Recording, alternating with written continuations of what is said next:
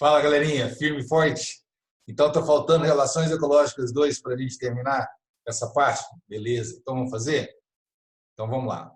Vocês vão ver que agora no início a gente vai repetir alguns slides só para vocês lembrarem como é que é a classificação. Fechou? Mas é tranquilo. Aí depois a gente vai falar das relações ecológicas desarmoniosas, né? É aquelas que necessariamente algum está levando ferro nessa relação, beleza? Então vamos lá. Relações ecológicas 2, aí fala, né, que todo ser vivo, não é só animal, não, todo ser vivo, ele tem que se interrelacionar com outros indivíduos, né, que nenhum ser vivo é uma ilha, a gente já falou, que as classificações elas podem ser harmoniosas ou desarmoniosas, dentro da mesma espécie, interespecífica, ou interespecífica entre espécies diferentes. Tá? A gente já viu na aula passada a harmoniosa intraespecífica e interespecífica. Hoje a gente vai ver a desarmoniosa também, intraespecífica e interespecífica. Falou? Então, vamos lá. Harmoniosa e desarmoniosa, já falamos. Dentro da espécie, fora da espécie, já falamos. Então, ó, a relação das relações que nós vamos ver hoje são essas aqui. Ó. A competição, o canibalismo, que é a intraespecífica, e predatismo, parasitismo, nas suas várias formas de parasitismo, vocês vão ver, tá? Amensalismo, esclavagismo e competição são as interespecíficas. Lembrando que amensalismo também pode ser chamado de antibiose e esclavagismo também pode ser chamado de sinfilia. Fechou? Beleza? Facinho. Então, relações desarmoniosas intraespecíficas primeiro. A primeira é a competição, né? É a competição dentro da mesma espécie. Aí você vai competir por terreno, né? por território, por alimento, por disponibilidade de luz, de sol, né? Também a briga, a competição pela fêmea, pela reprodução, né? Pela escala social. Quer dizer, existem vários fatores, né? Para que os indivíduos possam e acabem competindo, né, entre si. Também acontece entre nós humanos isso. Essa competição existe entre todos os seres vivos da mesma espécie. Fechou? É uma possibilidade. Cuidado para não confundir com a competição interespecífica, com competição entre espécies diferentes, que a gente vai ver no fim dessa aula. Tá bom? O canibalismo, né, quando o indivíduo se alimenta de outro da sua mesma espécie, né? Mas por várias razões, galera.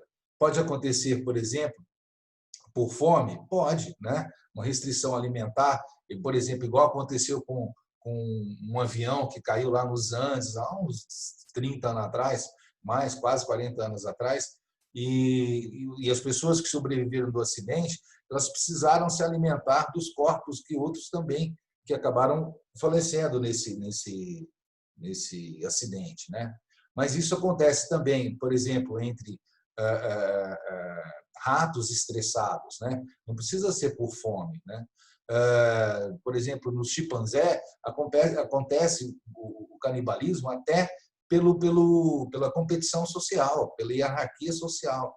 Então, o canibalismo é uma coisa que existe na natureza, tá? Não é legal, não é uma coisa que foi provada evolutivamente interessante. Por quê?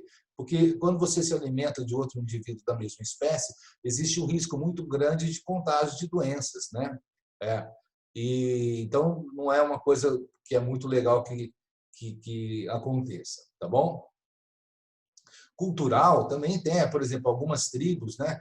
Eles se alimentam de indivíduos, por exemplo, assim, eu gostava tanto dele que eu quero uma parte dele em mim.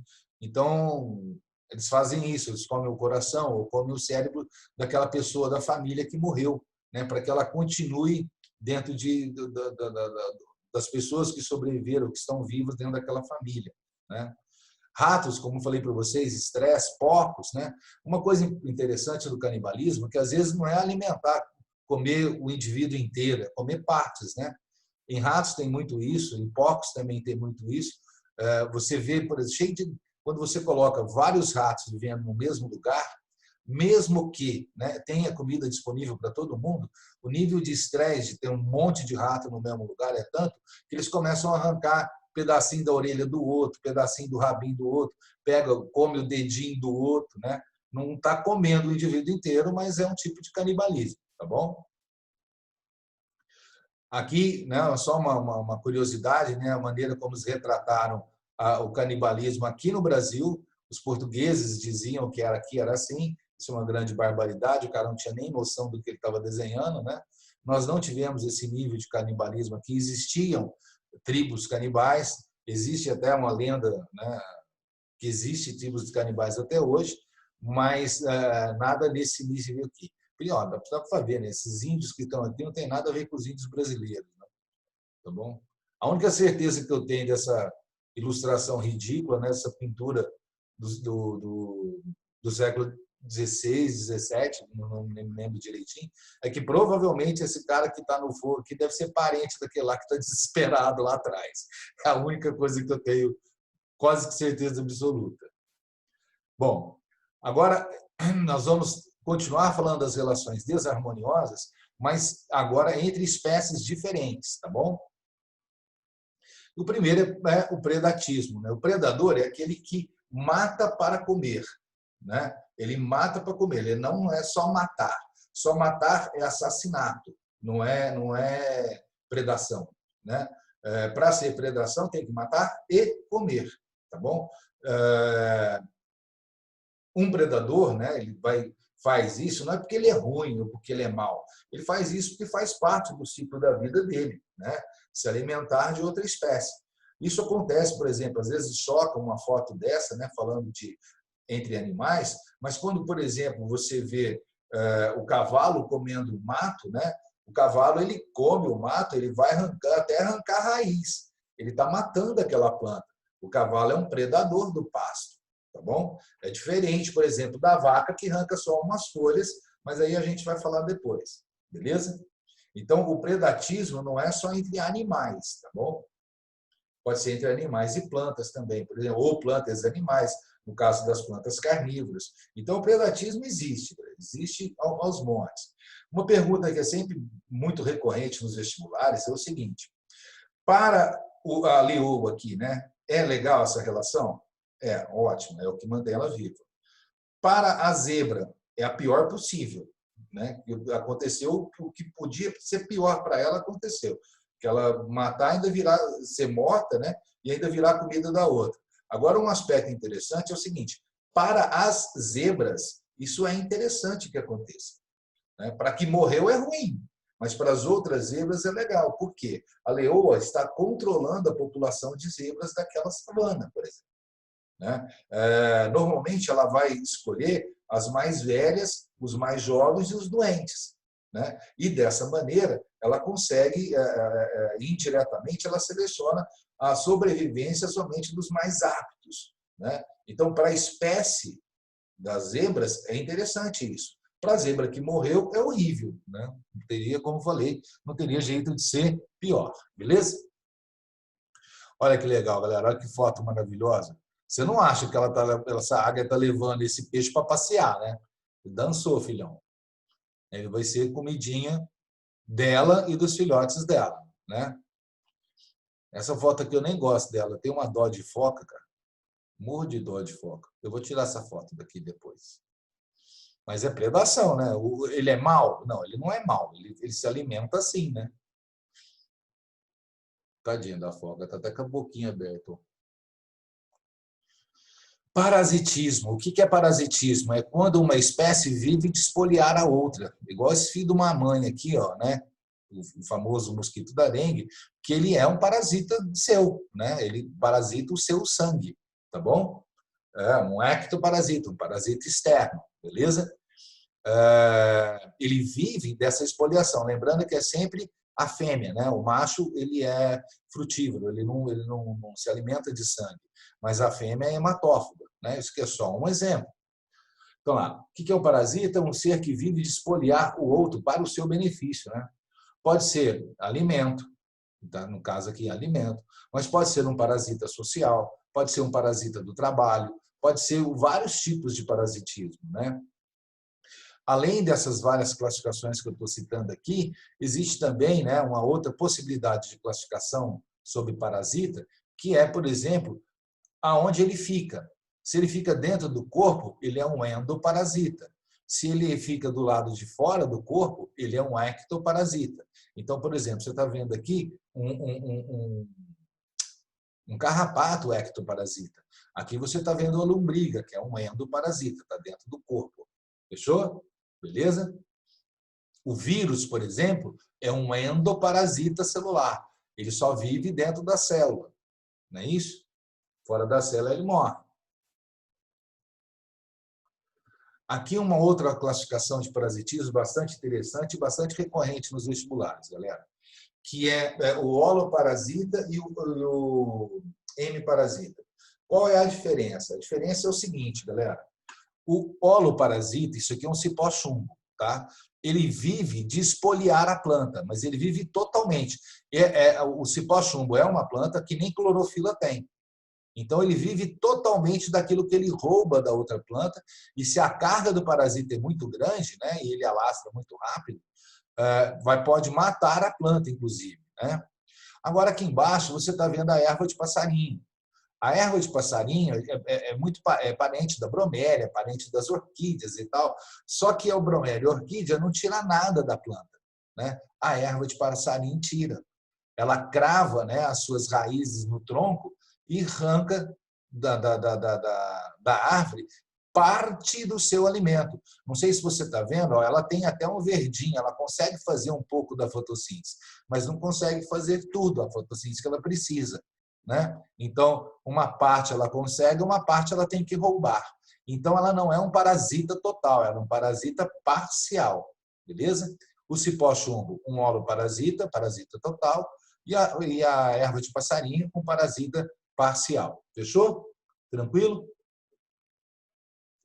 Aqui, um outro caso de parasitismo interessante, essa vespa, né, que vocês estão vendo aqui, ela coloca a larva dela dentro da lagarta. E essa larva ela vai sobreviver dentro da lagarta se alimentando da lagarta, enquanto a lagarta ainda está viva. Olha que coisa trágica, porém real. Né? Aqui, estava falando sobre vaca ser parasita. A girafa ela é um parasita dessa árvore, porque ela está arrancando partes da árvore para ela. Né? Ah, Luiz, mas ela está se alimentando. Eu sei, mas o que a planta tem a ver com isso? Entendeu? Agora, ela está matando a planta? Não, não está matando a planta. Então, ela não é um predador. Né? É igual eu falei para vocês, o cavalo é um predador, que ele vai comer a planta até a raiz e arranca a raiz fora. A vaca é um parasita do pasto. O cavalo é um predador do pasto. A vaca é um parasita do pasto. Fechou? Beleza? Porque ela arranca partes. Assim como essa girafa está arrancando partes dessa árvorezinha aqui. Beleza? Aqui um outro tipo de parasitismo, que é o parasitismo social. Né? Que, por exemplo, você está vendo aqui 3 ovos de uma certa espécie de ave, né? E um ovo diferente. Esse ovo diferente é da fêmea cuco, que não faz nada. A fêmea cuco ela é uma vadia, ela só se reproduz. Ela só quer saber de transar, sem parar. Ela transa e posta ovos, transa e posta ovos. Só que ela não cuida de nenhum. Ela não faz ninho, ela não faz nada. Né? O que ela faz? Ela vai lá, transa com o cuco, bota o ovo num outro ninho e deixa a outra fêmea tratar. Não bastasse isso, né? Esse ovo do cuco normalmente nasce um dia antes desses, e quando ele nasce, ele joga os outros para fora. Por quê? Porque aí ele não vai ter que repartir a comida. Gente, ele não faz isso porque ele é mau, ou porque ele é do inferno. Né? Ele faz isso por instinto. Falou? No fim, fica só ele, e a coitada da mãe acha que ele é filho dela, vai tratar ele. Né? E ele matou todos os filhos da mãe, tá? Coitado. Esse é o filhote do cuco. Olha o tadinho da mãe tendo que alimentar um cucão desse tamanho.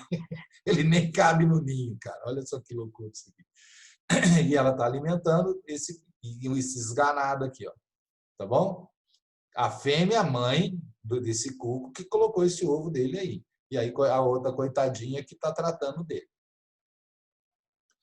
Bom, A relação que nós vamos falar agora é do amensalismo, né? Amensalismo ou antibiose. O que é isso, galera? É quando um ser vivo produz substâncias que inibem o crescimento de outro ser vivo para evitar a competição, né? Olha lá, ó.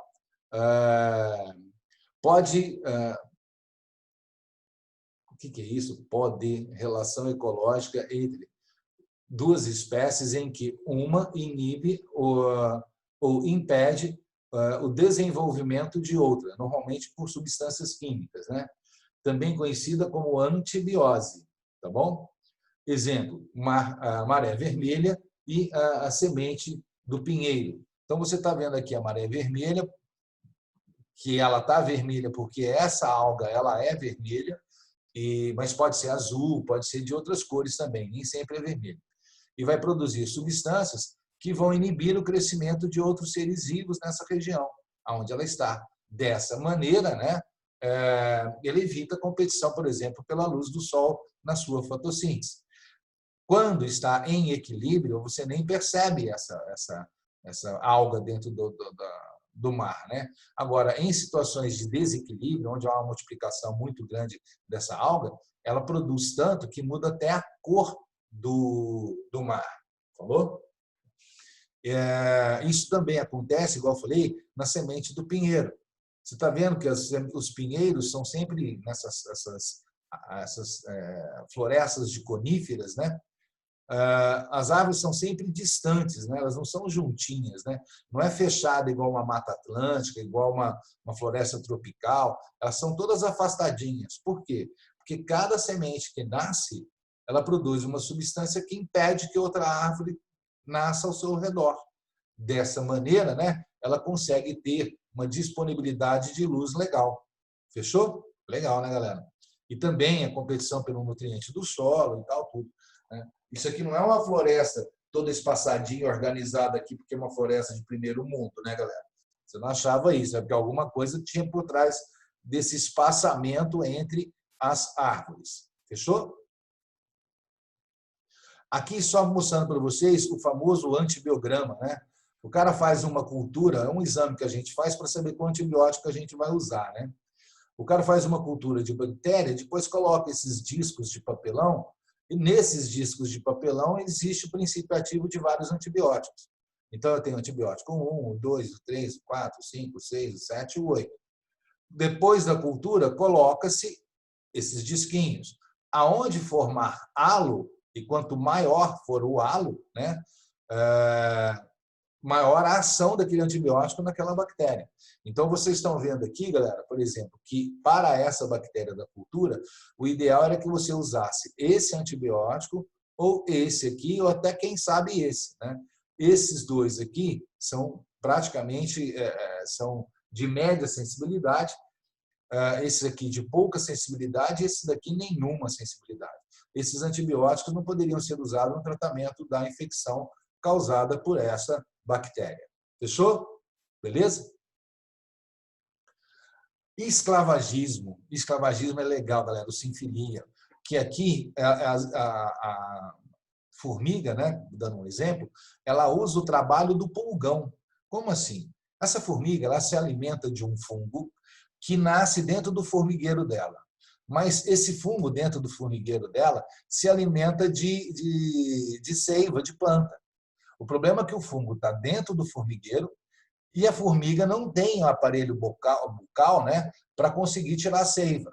Então, o que ela vai? O que ela faz? Ela vai lá, pega o pulgão que acabou de chupar a seiva e leva esse pulgão escravo para o formigueiro, para o pulgão fazer o cocô dele, cheio de glicose, em cima do fungo do qual ela vai se alimentar. Olha que maluco, cara. Olha que maluco. Ah, Luizinho, mas a formiga mata o pulgão? Não. Ela trata até bem o pulgão, ela limpa o pulgão, ela faz carinho com o pulgão. Fala, Luizinho, mas então não é desarmoniosa? Lógico que é, porque tirou, restringiu a liberdade daquele pulgão. Ele vai ficar ali até morrer, porque ele não vai ter jeito dele sair dali e se alimentar de novo depois, né? Ele está usando o trabalho do pulgão para o benefício dela. Então, lá, relação aonde um ser vivo se aproveita das atividades do trabalho de outros ou de produtos, né, produzido por outros seres vivos. Normalmente, né, interespecífico, pode ser interespecífico também, quer dizer, dentro da mesma espécie também. Se você tem dúvida disso, você já deve conhecer alguma coisa, uma espécie humana que chama cunhado. Cunhado é parasita do trabalho da gente. Falou? Mas aí, capturando mais pulgão, outras espécies, vocês estão vendo que não é uma espécie só, né? Aqui, ela fazendo até carinho com a anteninha no pulgão. Ela não está mordendo o pulgão, repare, não tem nada agressivo aqui, ok? Ela está pegando o pulgão para levar para lá, com carinho, sem machucar. Ah, Luizinho, mas não é escravagismo. É assim. A competição que eu falei para vocês agora é entre espécies diferentes, né? Você está vendo aqui, ó, a hiena e o urubu competindo pela carniça, né? Importante você lembrar que na competição interespecífica não existe competição por escala social e nem competição por reprodução, tá? Não esquece isso. Competição por escala social e reprodução só acontece dentro da mesma espécie. A competição aqui, quando é de espécies diferentes, normalmente é território e comida. Falou? Cuidado para não confundir com as causas. Beleza? Aqui, de novo, também a leoa, cordona, competindo com a hiena outra vez. A hiena rouba tudo de todo mundo. Não é uma danada. Bom, galera, o que a gente tinha para falar para vocês é isso. E no nosso próximo encontro, a gente vai trabalhar os exercícios de relações ecológicas. Fechou? Valeu, então, galera. Muito obrigado a vocês, tá bom? E nos exercícios a gente vai tirar a dúvida, tá bom? Valeu, moçada. Beijão para vocês. Em terra. Fiquem com Deus e se cuidem.